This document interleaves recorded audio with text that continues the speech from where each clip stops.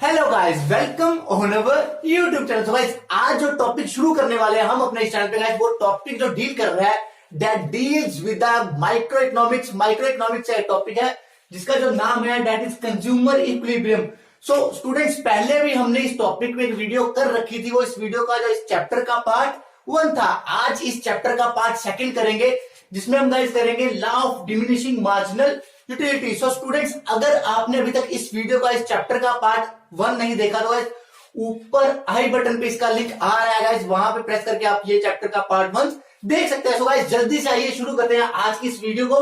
सो आज की जो वीडियो है that is law of diminishing marginal utility. मतलब जो मार्जिनल यूटिलिटी है डिमिनिशिंग हो रही है उसके ऊपर एक लॉ है, वो आज हम पढ़ेंगे। So guys, law of diminishing marginal utility बोलता क्या है? वो बोलते हैं कि कहते हैं कि जब भी हम क्या करते हैं किसी कमोडिटी को कंज्यूम करते हैं, जब भी हम क्या करेंगे किसी भी कमोडिटी को क्या करेंगे कंज्यूम करेंगे, जैसे जैसे हम उस कमोडिटी के यूनिट्स को ज्यादा कंज्यूम करना शुरू कर देंगे। मतलब हम क्या करेंगे, अगर एग्जांपल हम पिछली वीडियो में भी सेम एग्जांपल से चल रहे थे, इस वीडियो में भी सेम एग्जांपल से चलेंगे। लाइक हम क्या करेंगे, पानी का गिलास पिएंगे।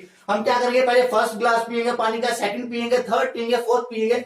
जब मैं पहला गिलास पीऊंगा पानी का तो मेरे को उससे सेटिस्फेक्शन जो मिलेगी वो ज्यादा मिलेगी, जब क्योंकि मेरी उससे प्यास अभी मेरे को ज्यादा लगी होगी। तभी मैं अगर सेकंड ग्लास ऑफ वाटर पीऊं तो जो उससे मेरे को सेटिस्फेक्शन मिलने वाली है वो पहले से थोड़ी सी कम मिलने वाली है, क्योंकि मेरा जो प्यास थी वो पहले से कम हो चुकी थी। या थर्ड के टाइम पे मेरे को हो सकता है बहुत कम मिले। जब मैं फोर्थ ग्लास ऑफ वाटर पीऊं मेरे को कुछ फायदा उसका हो ही ना, क्योंकि मेरी ऑलरेडी सारी प्यास बुझ गई हुई है, तो उसका मुझे को नुकसान भी हो सकता है कुछ, है ना। तो ऐसे ही लॉ ऑफ डिमिनिशिंग मार्जिनलिटी वो क्या करता है, जब भी हम किसी भी कमोडिटी के यूनिट्स को कंज्यूम करते हैं कॉन्टिन्यूसली, मतलब पहले एक यूनिट किया, सेकंड किया, थर्ड किया, फोर्थ किया, जैसे जैसे हम यूनिट्स बढ़ाएंगे उनसे जो मिलने वाली मार्जिनल यूटिलिटी है वो भी क्या होती जाएगी, वो कम होती जाएगी, डिक्लाइन होती जाएगी। तो ये क्या बोलता है, law of diminishing marginal utility. Guys, हम बात करें अगर हमें 4 या 5 रोटी की भूख है, चपाती की भूख है, जब हम फर्स्ट चपाती खाएंगे, पहली चपाती खाएंगे तो जो हमें फायदा मिलने वाला, मान लो मेरे को जो मार्जिन यूटिलिटी वो मिली 10 मिली। उसको जब सेकंड खाएंगे मेरी भूख थोड़ी शांत हो चुकी थी, मेरे को 8 मिली। थर्ड खाएंगे मेरे को कितनी मिली, 6 मिली। फोर्थ खाएंगे मेरे को क्या मिली, 4 मिली यूटिलिटी। उसके बाद जब मैं फिफ्थ या सिक्स खाऊंगा मेरे को क्या मिलेगी, 2 मिलेगी।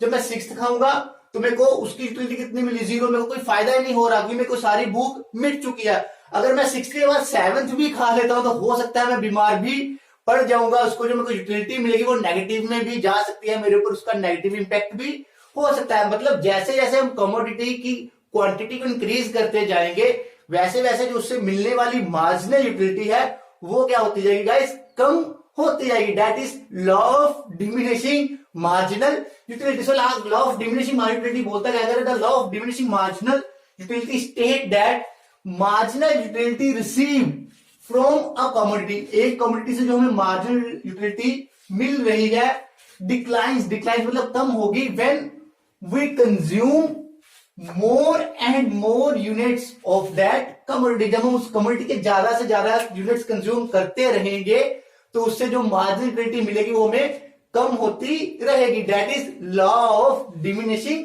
Marginal utility. सो गाइस, अभी बात करते हैं law of diminishing marginal utility के बाद इस लॉ की असम्पशंस क्या है। पहले हमने लॉ पढ़ा, अब इसकी असम्पशंस करिए। कोई भी जब इकोनॉमिक्स में लॉ पढ़ेंगे तो सबसे पहले लॉ को एक्सप्लेन करने से, जब हम इसकी एक्सप्लेनेशन से पहले इसकी असम्पशंस पढ़ेंगे कि हमें क्या क्या चीजें अज्यूम करके चलनी पड़ेगी या क्या क्या चीजें मान के चलनी पड़ेगी जब हम इस लॉ को क्या करेंगे, अप्लाई करेंगे। सो गाइस, इसकी जो असम्पशंस है, सबसे पहली जो बात है दैट इज कॉन्टिन्यूस कंजम्पशन। मतलब जब हम गुड्स की क्वांटिटी या कमोडिटी को कंज्यूम करेंगे तो वो जो कमोडिटी है उसकी जो कंजम्पशन है वो क्या होनी चाहिए स्टूडेंट्स, वो कंटिन्यूसली होनी चाहिए। मान मैं एक टाइम पे खाना खाने बैठा हूं तो मैं फर्स्ट चपाती खाऊं कंटिन्यूसली, फर्स्ट के बाद सेकंड खाऊं, सेकंड के बाद थर्ड खाऊं, थर्ड के बाद फोर्थ खाऊं, उस केस में उसकी मार्जिनलिटी कम होती रहेगी। मान लो मैं एक चपाती सुबह खाता हूं, ठीक है, जो मैं सेकंड चपाती खाऊंगा वो मैं दोपहर की खाने को खाऊंगा, उससे क्या होगा, हो सकता है दोपहर को मेरे को भूख ज्यादा लगी हो तो जो सुबह मेरे को यूटिलिटी मिली थी दोपहर के खाने से उससे यूटिलिटी या ज्यादा मिल सकती है। उस केस में ये लॉ अप्लाई नहीं होगा। जो भी हम प्रोडक्ट या जो भी हम कमोडिटी कंज्यूम करेंगे उसको कंटिन्यूसली कंज्यूम करते रहेंगे, एक के बाद दूसरी, दूसरी के बाद तीसरी, तीसरी के बाद चौथी, ऐसे हम ब्रेक बीच में नहीं ले सकते। सो सबसे जो पहली असम्पशन थी दैट इज कंटिन्यूस कंजम्पशन का। सेकंड असम्पशन पे है दैट इज कार्डिनल नंबर। हम क्या करेंगे, जो यूटिलिटी है, जो मार्जिनल यूटिलिटी है, जो हमें प्रोडक्ट से मिलने वाली, कमोडिटी से मिलने वाली यूटिलिटी है, उसको हम कार्डिनल नंबर में क्या करेंगे, कैलकुलेट करेंगे। Cardinal numbers are those numbers which can be added, subtracted और मल्टीप्लाई, लाइक 1 2 3 4 5 समथिंग, कुछ भी क्या है, कार्डिनल नंबर्स हैं, ठीक है। उसके बाद की जो असम्पशन है that is no change in quantity and quality, मतलब जब हम गुड्स जो कंटिन्यूस कंजम्पशन कर रहे हैं उसकी जो क्वांटिटी, जिस चीज की हम कंज्यूम कर रहे हैं, मान लो अगर हम पहले क्या खाते थे, बिस्किट का पैकेट खाते थे, मैं एग्जांपल लेते हैं बिस्किट के पैकेट्स की, जो मैं पहला बिस्किट का पैकेट खा रहा था, उसके बाद दूसरा खा रहा था, तीसरा खा रहा था, पहले से जो मिलती थी यूटिलिटी ज्यादा मिलती थी, दूसरे से कम। अगर मैं पहला 5 वाला बिस्किट खाता था तो सेकंड बिस्किट भी सेम क्वांटिटी का, सेम टाइप का बिस्किट क्वालिटी का होना चाहिए। पहले अगर मैं 5 का पार्ले जी खा रहा हूं तो सेकंड भी 5 वाला पार्ले जी होना चाहिए, थर्ड भी पार्ले जी 5 वाला होना चाहिए। ये नहीं कि पहले 10 वाला खा लो, बाद में 5 वाला खा लो, उसके बाद 20 वाला खा लो। क्वालिटी और क्वांटिटी जो प्रोडक्ट हम कंज्यूम कर रहे हैं हर यूनिट्स की सेम होनी चाहिए। सो उसके बाद जो है रैशनल कंज्यूमर, ये हर इकोनॉमिक के लॉ की assumption होती है कि जो कंज्यूमर है हमने ये मान के चलना है कि वो समझदार है, उसको पता लगेगा कि हाँ कहां पे उसको सेटिस्फेक्शन ज्यादा मिल रही है, कब उसकी जो भूख थी खाते खाते शांत हो गई, या कहां पे उसको जो कंजम्पशन करनी स्टॉप कर देनी चाहिए। समझदार कंज्यूमर होना जरूरी है। सो उसके बाद जो assumptions है, यहाँ पे assumption है that is MU stand for the marginal utility of money remains constant, मतलब जो मनी की मार्जिनल यूटिलिटी है, मनी की जो यूटिलिटी है वो हमेशा क्या रहनी चाहिए, कांस्टेंट रहनी चाहिए, यानी कि मनी की यूटिलिटी कभी बढ़ जाए या कम हो जाए। और उसके बाद जो और assumptions आप ले सकते हैं, जो प्राइस है कमोडिटी का वो भी सेम रहना चाहिए, या टेस्ट या प्रेफरेंस जो है कंज्यूमर की वो भी क्या रहनी चाहिए, सेम रहनी चाहिए। तो ये सारी क्या थी, assumptions थी लॉ की, किस लॉ की, law of diminishing marginal utility. So guys अब हम क्या करेंगे, एक्सप्लेन करेंगे इस लॉ को through with the help of this table.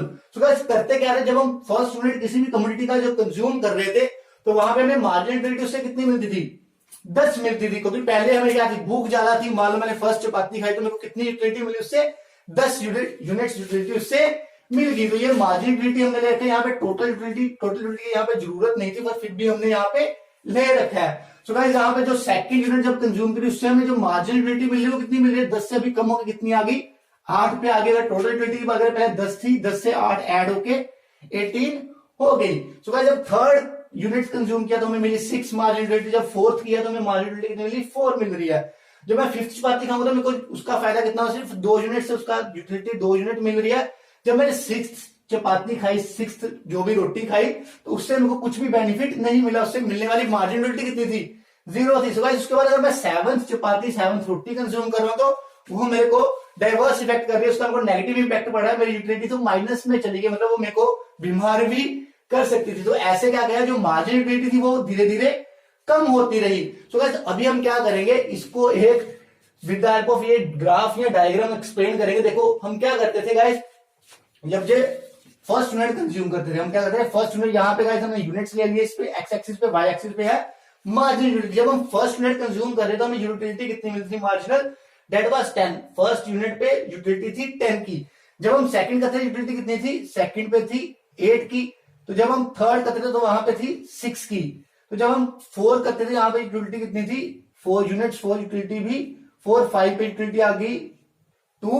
और जब हम 6 यूनिट करते थे हमारी मार्जिनल यूटिलिटी 0 थी। गाइस जब हम 7th यूनिट कंज्यूम कर रहे थे तो हमारी जो मार्जिनल यूटिलिटी कितनी थी, -2 थी। सो गाइस ऐसे हम क्या करेंगे, मार्जिनल यूटिलिटी कर्व को क्या करेंगे, ड्रा करेंगे। ये क्या है, हमारी मार्जिनल यूटिलिटी कर्व है, इसको हम graphical representation of marginal utility भी बोल सकते हैं। सो गाइस ऐसे हम एक्सप्लेन करेंगे the law of marginal utility. So guys उसके बाद बात करें इस लॉ के कुछ लिमिटेशंस भी हैं। सो गाइस लिमिटेशंस क्या है कि ये अप्लाई किन किन चीजों पे नहीं अप्लाई होता है। तो गाइस उसमें हम बात करें, सबसे पहले अगर हमारी कुछ हॉबीज हैं, हॉबीज है जैसे मेरे लाइक्स एंड डिसलाइक, अगर मेरे को म्यूजिक पसंद है ना, तो मैं कितना भी, कोई मेरे को मान लो सॉन्ग, कोई गाना पसंद आ गया तो वो मैं गाने को क्या करूं, जितनी बार मर्जी सुनूं, उससे मेरे को कभी भी जो मेरा बेनिफिट, जो मेरे को उससे यूटिलिटी मिल रही है वो हमेशा मेरे को सुनने में अच्छा ही लगेगा, उसकी यूटिलिटी मेरी कम नहीं होने वाली है। उसके बाद बात करें जो माइजर्स पर्सन होते हैं, माइजर्स मतलब लालची लोग, कुछ वो जितना मर्जी पैसा अर्न कर ले, जितनी मर्जी पैसे कमाई जाए, उनको क्या होगा, उनके लिए किसी भी चीज की मार्जिनल यूटिलिटी कभी भी कम नहीं होगी, उनको हमेशा ज्यादा से ज्यादा चीजें ही चाहिए होगी। या कुछ हम क्या बात करें, कुछ गुड्स बुक्स होती हैं या कुछ पेंटिंग्स होती हैं, वो जितनी पुरानी होती जाएंगी, जितने बार क्या करेंगे हम पढ़ते रहेंगे, हमें उसको उनमें से ज्यादा डीप समझ आएगा, हर बार पढ़ने में हमें उससे कुछ नया सीखने मिलेगा, ज्यादा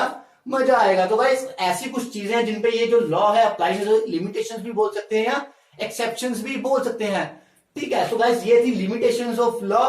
सो गाइस आज के टॉपिक के लिए इतना ही था। आगे की वीडियो में हम स्टूडेंट्स हम करेंगे law of equi marginal utility, जो इस चैप्टर का पार्ट 3 होगा। सो गाइस आगे की वीडियोस के लिए हमारे साथ बने रहने के लिए गाइस जल्दी से हमारे चैनल को सब्सक्राइब कर लीजिए, क्योंकि गाइस हमारे इस चैनल पे आपको आपके सारे सब्जेक्ट्स के रिलेटेड वीडियोस मिलने वाली हैं। आइदर अकाउंट्स का भी हमारे चैनल पे सीरीज चल रही है, ऊपर लिंक उसका आई बटन पे आ रहा है, आप वहां से देख सकते हैं। इकोनॉमिक्स है उसके आने वाले टाइम पे आपको बिजनेस स्टडीज की भी प्रॉपर वीडियोस यहाँ पे मिलेंगी। So guys keep stay at home, stay happy and stay healthy guys.